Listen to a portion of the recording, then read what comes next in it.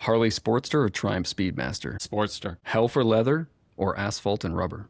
That's tough because there's one I like the site better and the other I like the guy better. What makes the best journey, the scenery or the people? Usually the people. Millions of clicks or hundreds of loyal readers? Hundreds of loyal readers. Never ride again or never write again? I should go never ride again.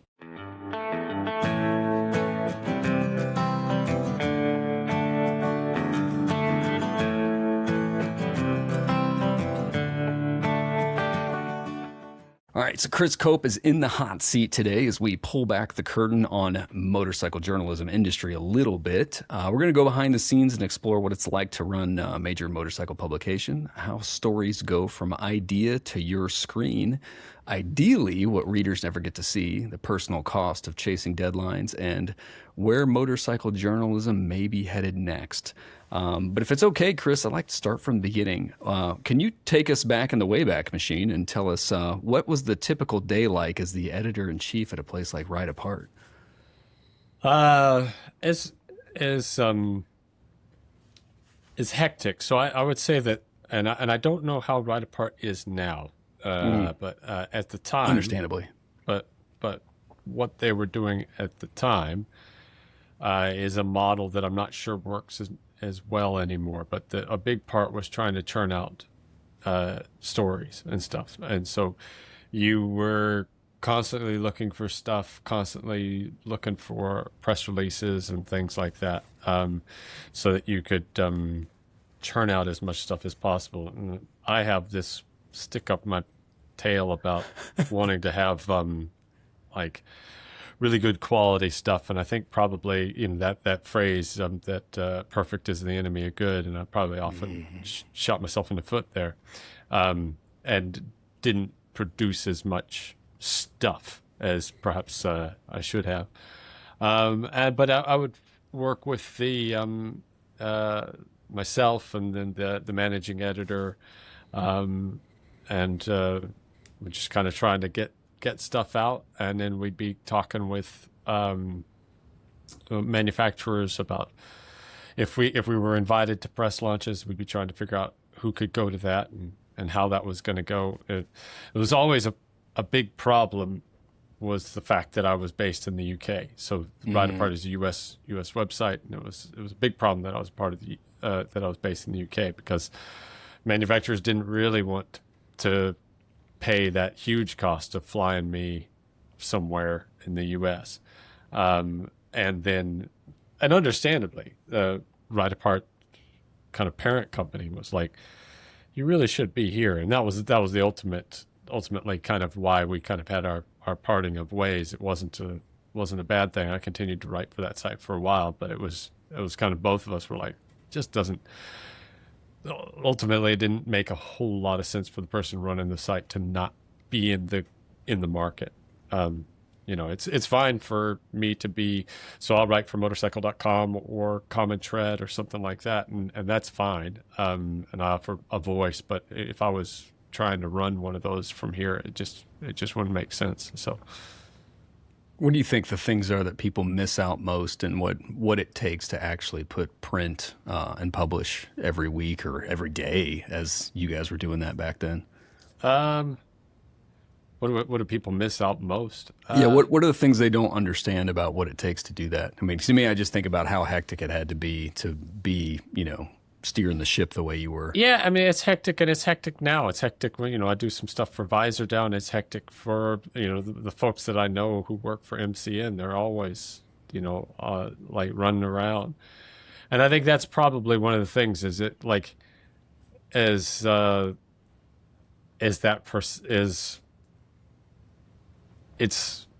you do a lot of sitting at the desk, and then it becomes really challenging to ride. So like the whole thing is you're supposed to be riding, but that eats up time, and it eats up resources and all that kind of stuff, and it'll be sitting in the back of your head. You'll be on some sort of exotic launch, and I'm not really complaining about the fact that people send me to Spain, but but there will be a time you'll be kind of sitting there, and you'll kind of have this moment of like, God, I really need to get in front of my laptop, Yeah. And it's like I had that a while back. I can't remember where it was, but I was on some sort of lunch, and then we kind of went to dinner. And in my head, I'm like, I don't want to go to dinner, man. I just want to, I remember what it is, and I remember why that stuck in my head. It was because we went on a Harley launch, and that was in Spain. It was great. Did the thing. That was fun. Lots of cool guys and whatever. And then they're like, okay, well, we're gonna go down into sort of Malaga Central, and we're gonna have dinner. And I'm like, oh, man, I don't want to. I was just like, I'll just eat something at the hotel, or I don't really want to do this. I got work to do. But then we went to a Michelin-starred restaurant, So I know it's a really sucky job. It's just fucking awful, and I don't know why I do it.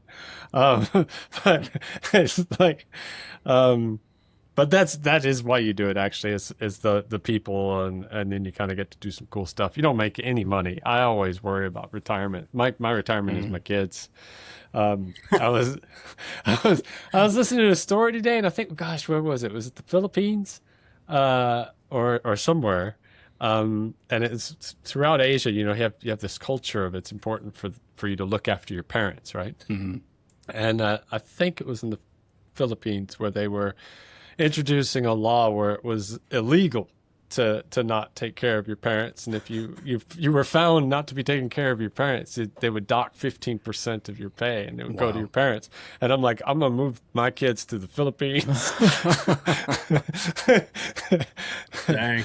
Because you do not make any money doing this. It's all about the experiences and all that stuff. But that's the whole thing, right? Is like that kind of the famous thing, Keanu Reeves, why did he start that motorcycle company? And he was like, because we're all going to die. And when you get to the end of it, like you can say, God, I did some cool stuff. And through motojournalism, I've been places I never would have gone. And I've met cool people. It's one of these, because I've kind of, especially over the last 10 years, I kind of dipped in and out. And like I've worked in news media. I've worked in news media for a long time in the States, and I've worked in like public relations and stuff like that, and in communication, all these kind of different jobs. And I've never been in an industry like motojournalism where I like everybody. Genuinely. I used to say that in motojournalism, I had only ever met one person that I disliked. And then I started to think about it. I was like, I actually dislike him. I think it was just me. Who was it? I'm not Just saying. kidding. Just messing with you.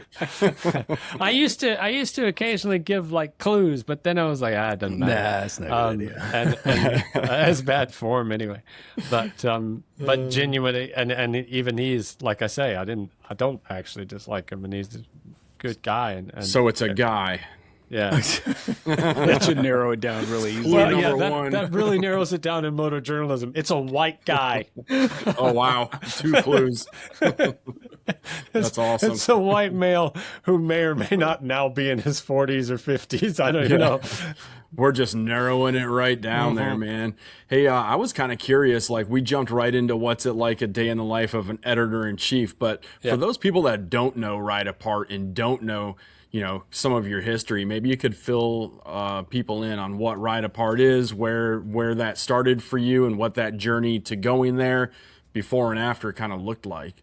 Sure. I'm a 4th generation journalist. My great grandfather was a newspaper editor. My grandfather was a sports reporter. My dad was an anchorman, and then I went into television news as well. And so I kind of, from a very early age, kind of had this how to write, how to structure a story very quickly in my brain. And so I would say that when it comes to like motorcycle journalism, I'm a stronger writer than I am a writer. And you'll find that there are some people who are or the opposite. And so I was over here, and then I just kind of I had gotten my license when I was 18. I was living in Minnesota at the time, and I always tell the story here because people are amused by it. I learned how to ride in a YMCA parking lot, and the dude would show up on a Goldwing every day, and he had a burgundy one piece leather suit. Right? Nice. And it was July, and so he'd have the thing zipped down to his belly button, and he's topless underneath it, I was fixing to ask what was under there. Oh man, just, I can just picture his, all his this. hairy chest, man. And so then you could kind of do your course and get your license all in one, right? And one of those kinds of things. And so comes day, we have the test day, and I was on these like old Honda CG like 100s or something. They were kickstart, and he would kickstart them, so we didn't even start the bikes. Nice. And so they'd just be running, and we're like, okay, get on a bike. And so we do the test, and he's like, okay, go around those cones, go over here, and then when I raise the clipboard, do an emergency stop. Okay. Go around, and raise the clipboard, emergency stop. And he comes over and he goes, you didn't follow my instructions at all. You just went off and did your own thing, but it's hot, so we'll say you passed. And what's kind of amusing is whenever I did my license in the UK, they have a thing. They have a guy in your helmet, right? And you have a guy following you, and he's like barking instructions at you in your helmet, and and you go out on the road and you ride and for about an hour or something, and it's with this guy kind of now turn here and do. And I couldn't quite hear him. And what somebody had said is, if you don't hear, just carry on. Right. Because what they're just assessing the way you ride. They're not assessing, so you get up to a roundabout, and they said, they had said left, but I didn't hear it. I just go the way I want to go. And so we eventually get back, and he says, man, if this was about following directions, you would have failed. He's like, you were riding just fine. I don't know where you were going, but you were riding just fine. But, yeah. So awesome. That's kind of the story of me. But anyway, so I had kind of gotten back into it whenever I was in the UK. I had initially started, I was a cycling courier, and I just was like, this is cool because the roads are so narrow and the traffic is so tight here that being in a car is kind of a form of torture. And I just enjoyed being on a bicycle and zipping through traffic. And I was like, this is how I would like to travel. And I was, well, okay. So I went and got my license in the UK, and I was just kind of into it. And I really like to write. That's what I am. It's what I've always done. I'm a storyteller. That's who I am at my core. So I had my own little bloggity blog, which I will promote, dancingthepolka.com. It wasn't called that at the time. I changed the name after a few years, but I was just kind of doing my story and my journey. And then you mentioned Hell for Leather, and Hell for Leather was really inspirational to me. I really liked Hell for Leather. I liked the honesty of it, the humor of it, but I really liked the honesty of it. You can see if anybody's, I don't know if people do watching or listening, but if you're watching, you can see over my shoulder there's a Roadcrafter, and like Wes would talk about, there's gear that looks so much better, but it's a really good gear, right? And he would talk about how the CB500 was really good, and the V-Strom 650 was really good. And these are not bikes that people, put on their walls, right? But they are really effing good bikes. Mm-hmm. And I liked that, right? But then Wes left, and something, something, something. And I've heard all kinds of tales. And when I worked for RideApart, which is what Hell for Leather eventually became, I heard all kinds of tales, but I don't think they're worth repeating because I don't know if they're true. And they may be libelous. Yeah. So anyway, I on my blog was just kind of like a little bit disappointed because it suddenly started sucking once Wes left. And I wrote this blog post like, what the hell happened to Hell for Leather and why is RideApart so crappy? And reasons that became the top Google search for RideApart, right? Oops. I remember that article. So, I did not that remember article that became part. like one of the top Google search results for RideApart. So the editor at the time, Jesse, saw it, and then he got in touch with me, and like, this is what I mean by people in this industry are in fact effing cool. He says to me, instead of like, you know, saying what you should say or whatever, he's like, you think you're better? Start writing for RideApart. Like, come here, write. And so I started doing that. I started doing stuff for RideApart. And then Jesse moved on. Jim came in. And then there was like this really unfortunate thing where I got promoted because Jim died. He was in an accident. And that was how it ended up that I was in the UK and became the editor of the site. It was by accident. You know, I don't think that they would have chosen that, but it was kind of like, Chris, can you know, because I was the managing editor, like, can you take over? Yeah, okay. And then we just kind of ran with that for a while, and then after a while, it was like, well, no, you know, after I think it was about a year and a half, maybe or so, that then eventually it was just kind of like, it's really tricky. And it was tricky because the manufacturers were confused by it. And sometimes, and so then, you know, you always had to find freelancers and stuff, and manufacturers like it whenever it's kind of they want that consistent voice. So if they're like, you know, if they go to Common Tread, they want Zach or Spurgeon, you know, they want somebody, ideally, you know, that's kind of because, and, so it's one of those things. So yeah, that was the story of RideApart. And then I started doing my own thing for a little while. I have zero intelligence when it comes to business, and so I just completely blew that up. I just borrowed a bunch of money, and then made myself bankrupt. And it was just a disaster.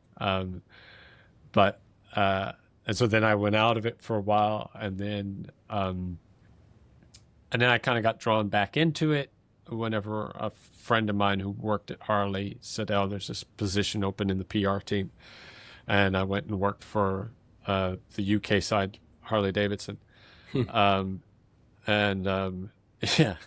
Ask my opinion of American Indians, or I mean, of Indian, Wow, we're going Indian there. motorcycles. PR campaign. I almost put that question in the quick shifter in the beginning, so I was tinkering with that, but I decided Speedmaster versus Sportster instead. Yeah, yeah. But anyway, I worked for them, and that was a good gig, but it was only a contract kind of a thing, and then and so then I went back to doing communications and stuff, but it kind of like reignited my interest a little bit, and then just started doing a little bit of freelance, a little bit of this, a little bit of that, and then one of the companies that I was working for, I got laid off, AI, and they gave me what you call a redundancy package in the UK, and it was a very nice golden parachute, and so they gave me what was basically 6 months pay, and then I was able to milk that for like a year and a half by freelancing and stuff. And so I've been doing that, just been doing freelancing. I've worked for Visor Down, done a lot of stuff for Visor Down lately, and I worked full time for Visor Down, but then they had to push me back to freelance because AI. And so, so that's where we're at. That answer, that's way more than you asked for. No, it's not. It's exactly what I wanted. And it sounds like we're going to go down an AI rabbit hole in the second half of this episode. Yeah, I have that. Well, you were talking about like what's the future of moto journalism, and I think that's one of the things you have to really consider is AI. So let's back up for a second, because you've hinted about motorcycle launches. Can you kind of give us some of? I mean, you talked about dinner and other stuff. Can you kind of give us the behind the scenes of what is a typical motorcycle manufacturer launch like, and what are the things that the reading or watching audience doesn't actually get a chance to see? You don't get to see a lot of the sitting around. But so. Typically, so let's you can kind of break it down. So like and so some manufacturers, say Vogue or a Chinese manufacturer will probably have a smaller scale launch. Although CF Moto does do some big scale launches. But if you're talking Harley, Ducati, Royal Enfield, Triumph, Suzuki, whatever. Typically, what happens is you get the invite a few months in advance, and then you kind of work out all the details of the flights and everything, and then you fly to some place that they think looks good in pictures, or here in Europe. So the launch season is typically sort of from the start of January to about April, right? And the idea there is obviously what you want to do is you want to get your product in front of the consumer before they're buying their bikes. And I know this from Harley that an astonishing number of people buy bikes when the weather is good, and you can chart it. You can go and to the extent that like dealerships. Yes. Here we'll look at the weather and they'll go, this weekend, the weather is going to be sunny and we can expect to sell bikes, right? So that's just the way bikes are sold. So you want to make sure that people are thinking about that whenever they're coming in. So you have this launch season in the winter. And so in Europe, then what we typically do is we kind of go to southern Spain, southern France, somewhere warm where the weather's going to be at least tolerable. That's not always the case. This last season, I swear it rained at so many launches, man. It was just I have so many, some brand manufacturers will give you gear so that you can, look good on the bike. Yeah. And it's like, no, it's just these Scott waterproofs over and over and over again. Yeah. It's just raining. But, you go somewhere really nice. And if you live where I live, you live in Britain, and in the winter in Britain, it's just miserable. It's like the sun sets at 3 p.m. It's just every day. Wow. And cold and wet.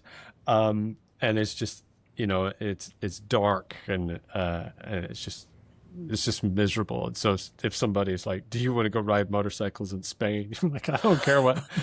Yes. I don't care what bike it is, for man. free. That's fine.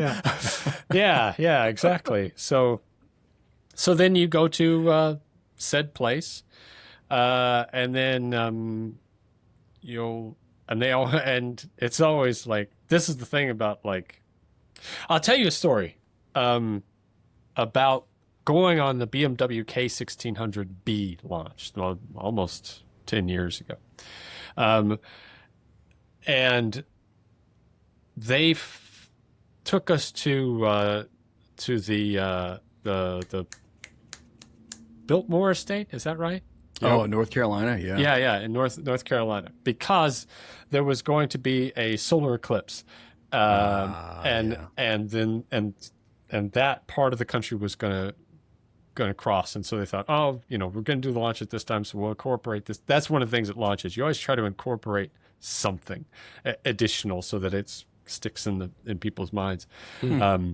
Like I was talking to Michael Neves recently, and he was talking about how he's ridden so many bikes that sometimes he'll have no memory of it. And so he was like, he was talking about, he went on this monster launch, and he was like, oh, well, I haven't ridden, the other monsters. And then he went back and he's like, no, every single report on MCN is from him. He wrote them all, all the way back to the 90s, it's like, but he was like, I don't remember. So you have to have something. So anyway, That's awesome. went to the Biltmore estate, and it's this massive, estate. And it's there in a national forest. And I don't know why the names are escaping me. But it's so that when you're in the Biltmore estate, and that used to all belong to the Vanderbilt family, right? Yeah. This huge, 20 miles is, as far as you can see. So the Biltmore estate is there, and then the surrounding forest is now national forest, so nobody's building in it. So it's kind of what they would have seen, except the Biltmore estate doesn't have to pay for it. And so they put us up at the Biltmore Hotel, which is incredible and amazing. And I was like, oh man, I'm going to take my wife here. And then I looked at the cost of the rooms, and I was like, oh, I'm not taking my wife here. No. And it's just, and it's just beautiful. And then in the evening, it was like a multi-day thing. In the evening, we went to the Biltmore mansion, and then we were up on the roof, and they were serving us canapes and wine from the Biltmore estate and stuff. And I'm sitting there looking at the sunset with Lemmy formerly of Common-Trend. And I'm like, Lem, this is bullshit, man. I was like, what? All of this. And the expectation is that we write a 2,000-word article, right? I was like, this is just bullshit. And he's like, yeah, keep it to yourself. So sometimes it's just incredible. I haven't had a launch quite like that in a while, but sometimes it's just amazing. Most of the times the hotel is really good. And so you come into the hotel, and you usually have dinner either in the hotel or at some really nice restaurant nearby. And if you are smart, you do not drink. There's a desire to do so because the booze is free, but you have to ride the next day. And I have heard tale of people who the next morning were breathalyzed and were not allowed to go ride the bikes. But I don't personally know anybody. No, I do. What's his name? Was he 40? Was he 40 and white? Yeah. More like 55, but anyway. Yes and yes.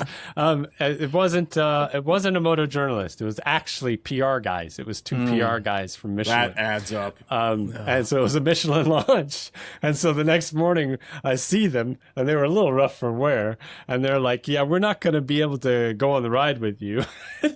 That's amazing. But remember, the tires are great. They can't do their spiel while we're on the ride. I'm fixing to go buy some Michelins tomorrow. Yeah, right they're now, good just tires. because of that story. They're good tires, man.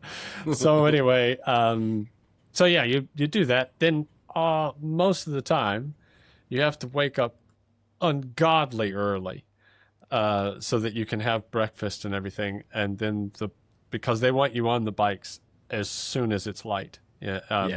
And so then you come out in the morning, and there's sort of all of your bikes are lined up. They take pictures of you and your gear and your helmet so that they can identify you whenever they send you the photos later. And then you hop on the bikes and you go. And that's always like challenging for me, because it's like zero time to assess the bike. Bikes now, that's my advice for anybody reading what we would call a first ride. So you haven't had a chance, you don't have the bike for 2 weeks or something. You just have it that one day and you're riding it. Anytime you read about the electronics of a first ride, you should take that with a grain of salt, because the person who is writing that has not had much time to really examine the electronics of that bike. Because it's just get on and go. And PR teams have a tendency to hire for their lead riders and their tail riders extraordinarily good riders. For example, recently I was on a Honda launch, and I'm sitting, and I've gotten to the stage where I just hang out in the back, right? Yeah. And I'm sitting there, and I realized that the person who is stuck following my slow ass is Jenny Tinmouth, who is like an Isle of Man TT racer, fastest woman. Wow. And I was, That's awesome. and I was sitting there, and I said to her, I said, what are you at percent wise? How much of your brain are you using? She's like, I don't know, maybe 20. And I was like, I'm so sorry you're stuck behind me. She's like, that's Deflated. fine. That's awesome. So you get up, you go, you ride the bikes, and you tend to ride them at extra legal speeds. And even if you're slow like me, you're moving really hustling. And then you have people who, like, say, Adam Child, who, you see Adam Child only in, at breakfast and at the lunch break and then at dinner. You don't see him at any other point, because he's just gone. Right. So then, that's not totally true. But anyway, so then you'll kind of start riding, and then you'll get to photo stops, and they're cameramen and videographers all set up kind of like snipers in the rocks, and they're like, go ride through this really technically challenging zigzaggy road that overlooks a cliff because it's pretty, as fast as you can. Go! And,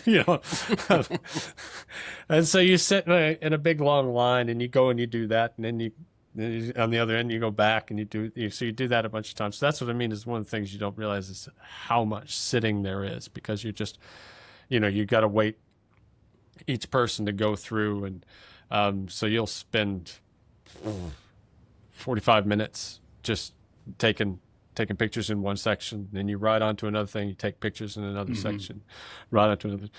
Some manufacturers I have to interrupt you for a second, Chris. Are you telling me that when I read an article about a motorcycle review, that it's written by the author, but the photos are coming from the manufacturer of the motorcycle? It's not an independent if it's a photojournalist? if it's a first ride, yes. Yeah. Okay. If it's, I did not know that. If somebody's like, and they'll say it like, I've had this bike for 2 weeks or whatever, then that's going to be their photos. Gotcha. But if it's a first ride, if it's a first ride, I know that Common Tread will do like a tank of gas through type thing. That's obviously all their assets. That wouldn't be something the manufacturer's providing. But whenever you get these kind of cool cornering shots and you're in Spain and stuff, that's all provided by the manufacturer. And that's part of the incentive for going, is that you can, because photographers are expensive. Yep. And so, interesting. I over the years, I've had stories defeated because they go, well, how will we do the photography? I'll pitch it to a magazine. They're like, I love that. How the hell did we get the photography for that? Because you want to go here, here, and here. I am not paying for a photographer to go here, here, and here. Because it's I always just assumed that the pictures were taken themselves. I don't know why I always thought that. Like, I always just figured you rode up, you set up a camera, and then you went back, and then you came back again. Yeah, that's always part of the magic, is you want it to seem like there aren't photographers there. Well, they tricked me. Good job. I remember once having an editor. I wrote an article for Bike Magazine, and I had this kind of funny conversation between me and the photographer, and he's like, that's funny, but you need to pretend the photographer's not there. The reader wants to imagine that somehow magically they are able to see you riding across northern England by yourself. No. Yeah, right. Cool. So, yeah. And I mean, like all of the influencers, all of their video that they do, a lot of that, if they're not doing an event, that's all them. You know, that's one of the reasons. That's one of the things that manufacturing PR teams increasingly love about influencers is they're one-man bands. These, you know, so yeah, you do all these photos, and then you go and you do them again, and then you ride a little bit further, you do it again, and increasingly, some manufacturers are really good about it. Kawasaki and Ducati are really good about, let's get all the pictures out of the way, and then the rest of it we just ride. So you get to kind of, and so then you end up really enjoying the bike more, as opposed to like, here's me just being on this bike. Sometimes I've had some manufacturers will attempt to squeeze multiple bikes into the same launch. And so you'll show up and you've got, and this is, you know, a winter's day in Europe. So you've really got from like 8 a.m. to 3 p.m. and you're going to have lunch, and lunch is going to be like an hour and a half. And they're like, well, we want you to ride this bike, and this bike. You know, ride 3 bikes. So you know, it breaks down in terms of like how much time are you actually on the bike? Like an hour. It's basically a test ride. It's basically like a test ride you'd have, you know, from a dealership, except you're going a lot faster. But so you go and you do that, and then like I say, then you usually you'll have like tea breaks, lunch. They're getting better as more and more women are coming into the industry. They're getting better about where they do their kind of breaks and things, because it used to be sometimes you might have like a coffee break or something, and it's literally just like a van in you know, what we would call a lay-by, right? So it's like just some dirt. And then all the guys go and pee in the bushes, right? But it's like, well, there are plenty of women who are happy to go and drop trowel, but it's like, it's a little bit different. So now they're better about, okay, here's an actual place that has actual toilets, and then you go do lunch, and then the afternoon is usually, no matter who, is usually do a little bit more riding, and you kind of ease into the bike. You're kind of familiar with the bike, and that's whenever you're really able to assess the bike, kind of start to play with the modes and all that kind of stuff. And then, once you get done, these days now, you get off the bike, and then they put you on a list so that you can then stand in front of the bike and do a piece to camera, because video is so important for everybody these days. So, which I always find really difficult, because I've just gotten off of a bike. I have been chasing people who are better than me, or at least that I feel are better than me in terms of their riding ability, and so my brain is frazzled. I've been going as fast as I can through a completely unfamiliar environment on an unfamiliar motorcycle, and so all of me is exhausted, right? And I'll sit there and I'll kind of record thoughts on my phone about everything, but I want time to kind of like expand that all out, right? And that's what the article is whenever I eventually write it. But then they're just like, okay, get off the bike and now talk about it. And I'm like, and so if you ever see videos of me, it's me going, this is nice. This is very pretty. I like this. It goes vroom. And I'm I cannot wait to look that up later on YouTube. Like, seriously, like, if you go to, a good example would be Visor Down, and I did the review for the WN7, the Honda WN7 electric bike. And it's just me just going, I really like electric bikes, right? Which I do. It's all true. I stand by everything I said, but I feel like I could have said it in a lot more kind of concise and intelligent way instead of, this is good. I'm not sure about this. Some people don't like this. This is pretty okay. You know, it's just like. That's like when the guy just like wins the World Series and they're straight away like interviewing the guy. He's covered in sweat, like, you know, in the locker room. He just got out of the shower, right? That kind of thing.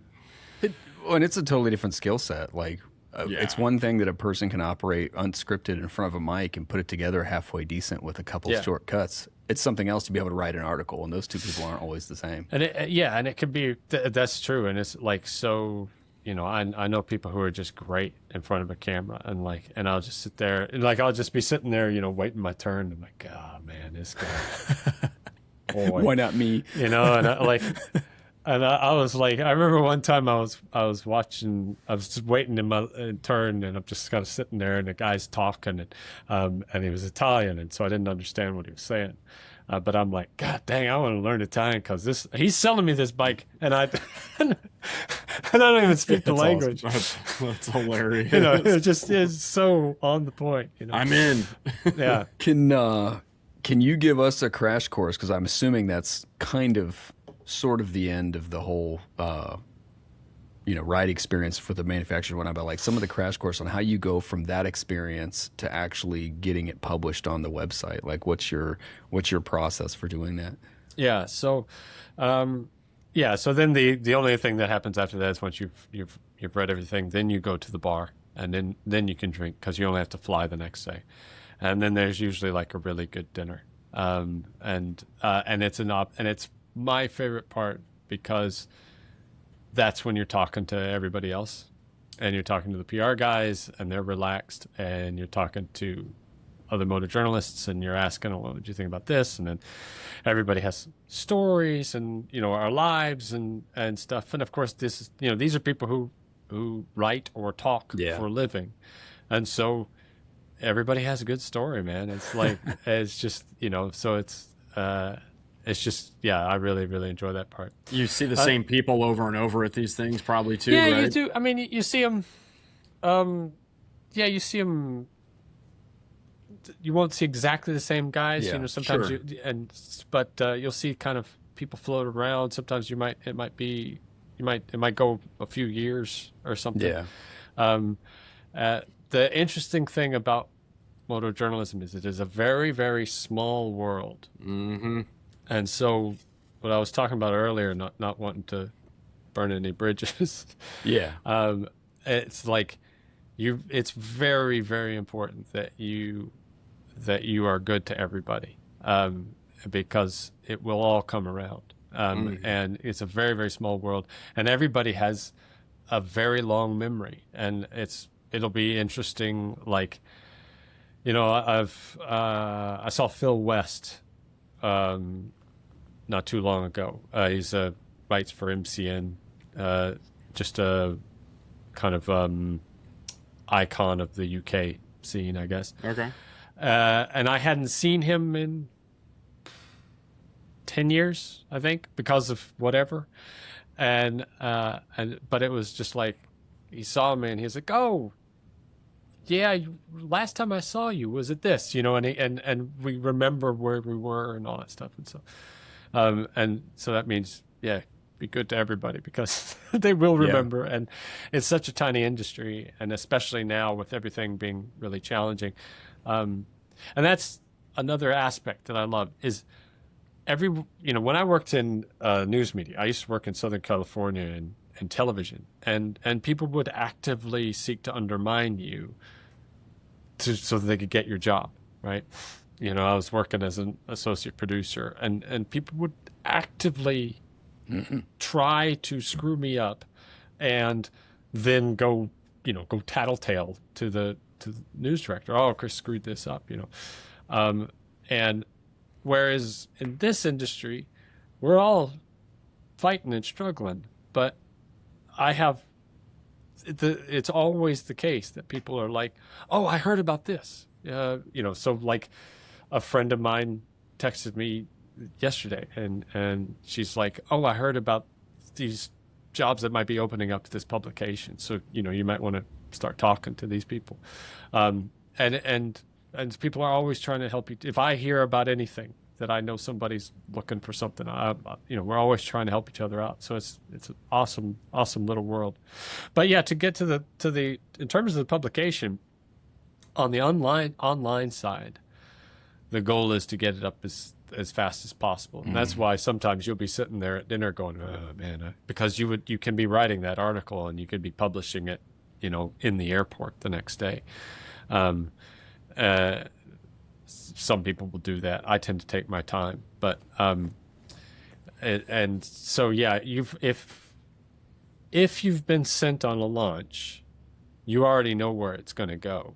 Tends to be. There are some if once you're at the launch, you know where it's going to go. So you've already kind of lined that up. So you might have somebody like Adam Child who writes for loads of people, but he knows exactly where it's going to go.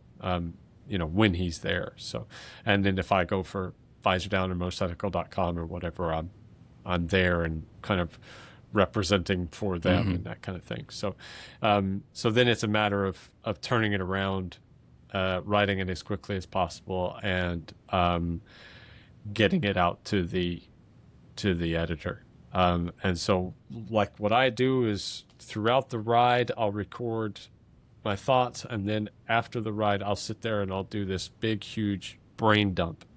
And I'll like talk for 45 minutes, just wandering around the bike, talking into my phone. And that is one of the ways in which AI is helpful, is because I can then take that transcript and go, here, organize this. And then it can go, when I'm talking about so organize it according to first impressions, engine and transmission, chassis and suspension, and then electronics, and then opinion, right? So that's the structure of my typical review. And I tell AI to, don't add anything, just take my words and put them in bullet points there. So that's what it does. And so then I'm able to, now I've got everything that I was thinking. This jumble is structured, and so then I just start at the top and I work my way down and start writing the piece that way. If it's that kind of, if it's a review, like a first ride type piece, other pieces, like the pieces that I like writing, the narrative type stuff, that is a completely different thing. There's no AI involved in it. I usually start with the thing out of a story or whatever that sticks in my mind, and that's where I start, and I spin out from there. And if there's some kind of narrative thread or some kind of emotion that can run through that, that I kind of connect with that bike or something, that's the way I tell that story. So very different process. So have you always done like audio record stuff? To keep notes for that stuff, or did you used to jot it down on paper, or what? Yeah, I would often audio record and then have to listen to the damn transcript, which I really hated. I hate the sound of my voice, and I hate having to sit there and organize my thoughts, because like I said, get off the bike and I'm like, I'll be going, this headlight looks silly. Oh, also the shocks are weird, and I just be like, I'm just all over the place, and the seat, and and it makes this weird noise whenever and it's just like my brain's going everywhere. Tell me you're a creative archetype without telling me. Yeah. So then I'm sitting there later, kind of going, God, Chris, just organize your damn thoughts, No. So, but I think I've done that. I initially started trying to write stuff down, but I couldn't write fast enough, and especially because there would be turns of phrase. Somebody would say something, and I liked the way that was said, or the quote or something, and I wouldn't write it down fast enough. I wouldn't remember it. So yeah, I tend to record things, and then now I always do that. I find it really helpful. So. I like it. Mark, I think we've only got time for maybe 2 more questions for the main segment. Which one do you want?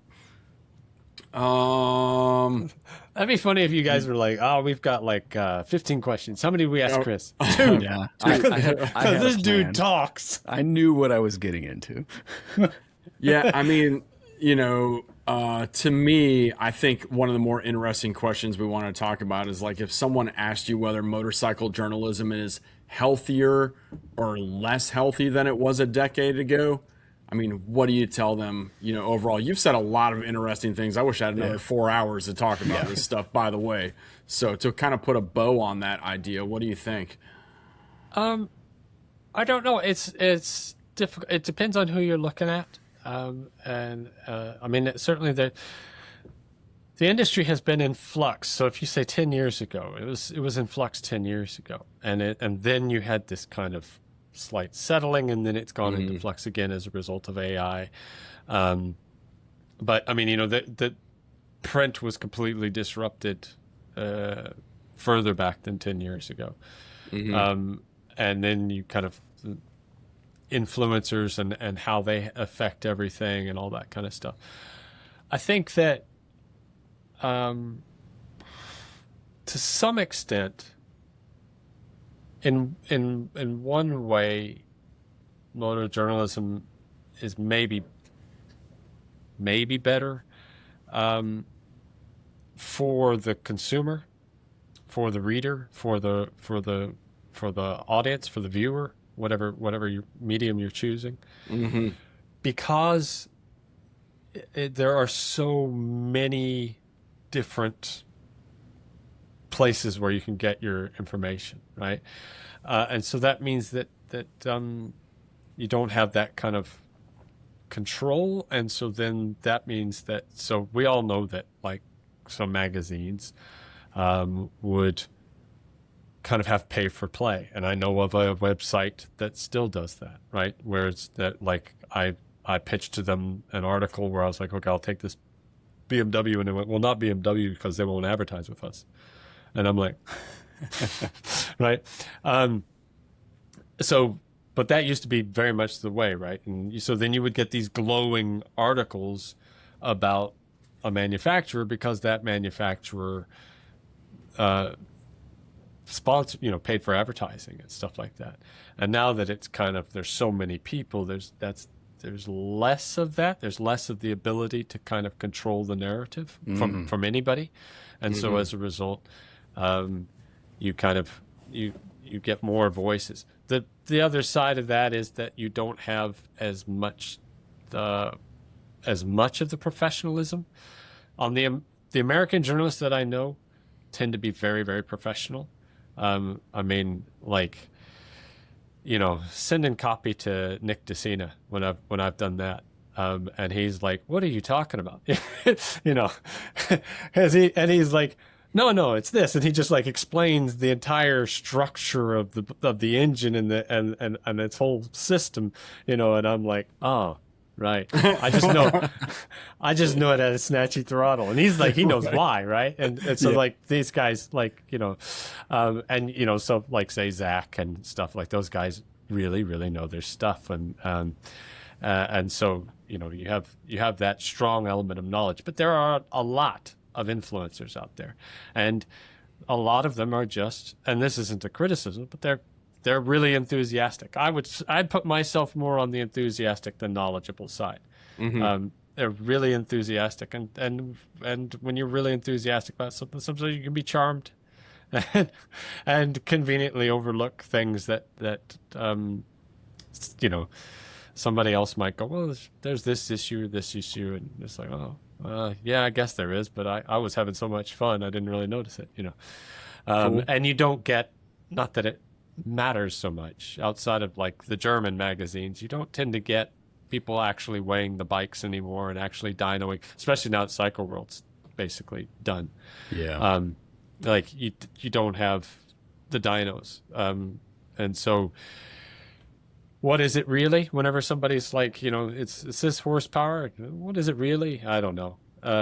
Fast enough that you don't get hit by a semi truck when you're on the freeway. That's, your butt dyno tells you. Yeah, that's and so that was like, you like, what is it? Which is better, character or horsepower? For me, it's character. It's always character. Yeah. I don't really care much about horsepower, because especially where I live, in the UK, we have speed cameras everywhere. And so this really, if you have a bike that's 205 horsepower, what you have is a bike that has about 150 horsepower than you need.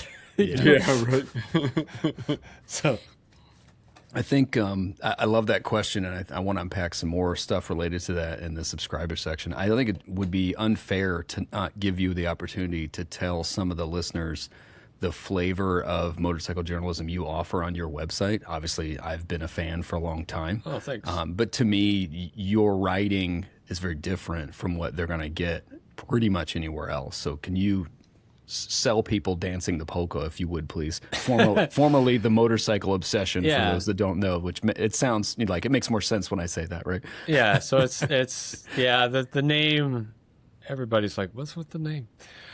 So the name comes from years ago when I worked in Southern California, and I lived in Southern California, and I attended a Oktoberfest in La Mesa, California. And it's like, you're just in a parking lot and sausages and a polka band and whatever. And it's the polka band is playing, and then there's like these beauty queens show up, and they've got their sashes and stuff, and they're obviously there, at the behest of La Mesa City Council or whatever, to try to add to the atmosphere, right? Yeah. And so then the beauty queens come along, and they're like, do you want to dance? Asking people, want to dance to the polka band. And Miss El Cajon comes up to me, and she's like, do you want to dance? And I'm like, nah, I don't want I don't want to make a fool of myself. That's where we differ. Thank you very much. Well, so this is the thing. She's like, okay, fine. Turns to the guy next to me, you want to dance? He's like, yeah. And and they're stomping around the big dumb circle. And immediately I'm like, what the hell was that? Like, what? Identify for me, Chris, the downside. Tell me how this is the worst moment of your life if you dance with a beauty queen. To dance the polka in some parking lot in some San Diego suburb, you dance with some beauty queen. What is the downside? What? Yeah. And I was just like, and then I said, oh man, and so it stuck with me, this kind of mindset of remember to dance the polka. When Miss El Cajon comes along, dance the fucking polka. No, that's a good one. So that is the idea behind the site. Right? Is whenever the sometimes we get lost in the ADV world. You get lost in this, go ride in Africa and pay bribes and things. I don't need to do that. I just want to have life's adventures, and so it's about trying to say yes to those, the life's adventures, whatever that is. And so what I like to do on my site, and the way that I like to talk is about, because a motorcycle is just a piece of metal. It doesn't mean anything. And why it's important and why it's special is the person that's on it, the people who are on it, and the people who are, us, we're sitting here, we're connecting, right? It's just a box of explosions, and that's cool, but that's all it is, and so the way that I write, I'm thinking about that side of it, and I think about the way that motorcycling connects in ways that cars, boats don't, so the thing that whenever I'll tell people about motorcycling, I talk about, whenever I go for a ride, I can feel the microclimates. I hit some shade, drop down down a hill. I can feel the temperature change. I can feel it get colder. I can feel the temperature rise. I feel everything. And then I can smell it, and sometimes that's good. Sometimes I pass through a field of flowers and it's aromatic, and sometimes it's bad. Sometimes I'm passing past, a pig farm.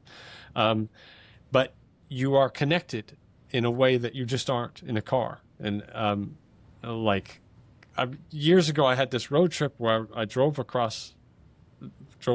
top to bottom in the U.S., and I deliberately kept the windows down, even though it was summer, because I was like, otherwise it's like sitting and watching TV. because you're in a climate controlled atmosphere and you're just watching everything, but you're not actually connecting to it. You're not feeling it.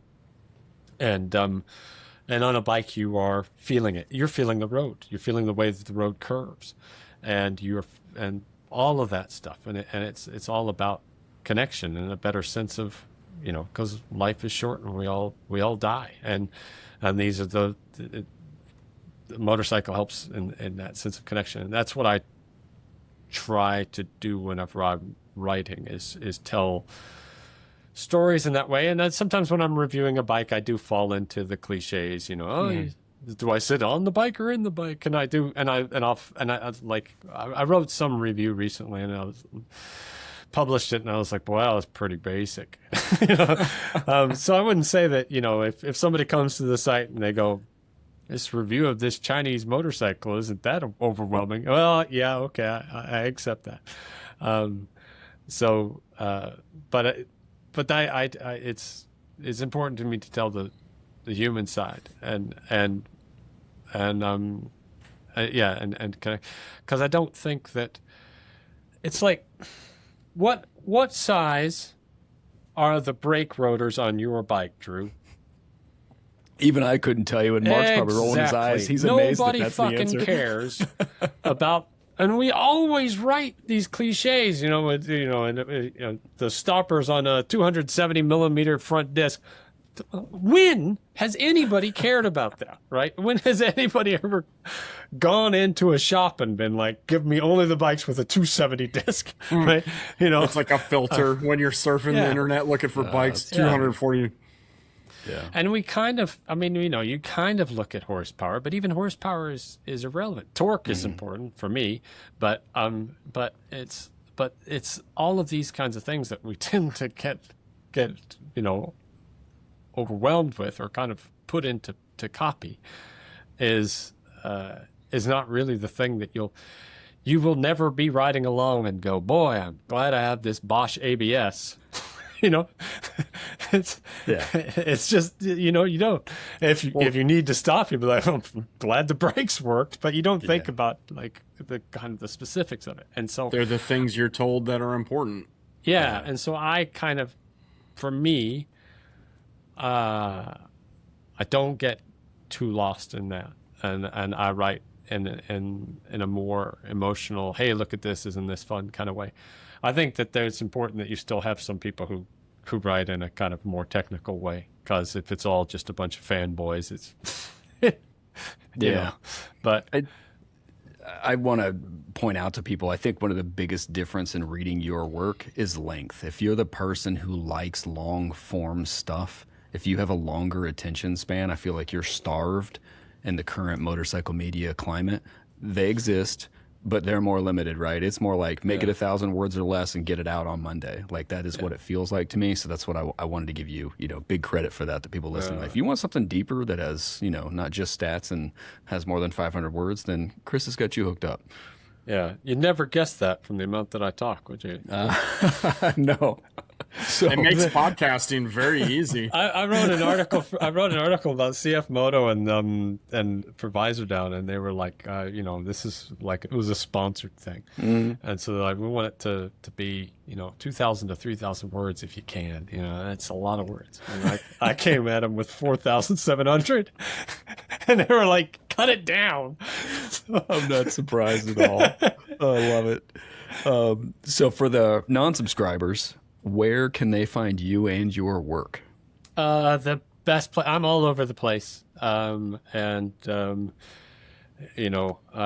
like to promote the people who give me money. So be sure to check out like motorcycle.com and Visor Down and Bike Magazine. But also a lot of my stuff ends up on dancingthepolka.com. That's where I write. And then sometimes I'll write something for someone else, and then I'll kind of add, because I'll have somebody go, shorten this up. And then I'll add my asides or my thoughts and stuff. So that's me, dancingthepolka.com. I love it. I want to talk AI with you in the subscriber section. Just more stuff about motorcycle journalism. I'm sure Mark will peel back some of the layers on stuff we missed. So for people who aren't subscribers, it's $1 a month, quarter an episode. If you want to subscribe, there's a link in the show description for that. So for the non-subscribers, we will catch those listeners down the road.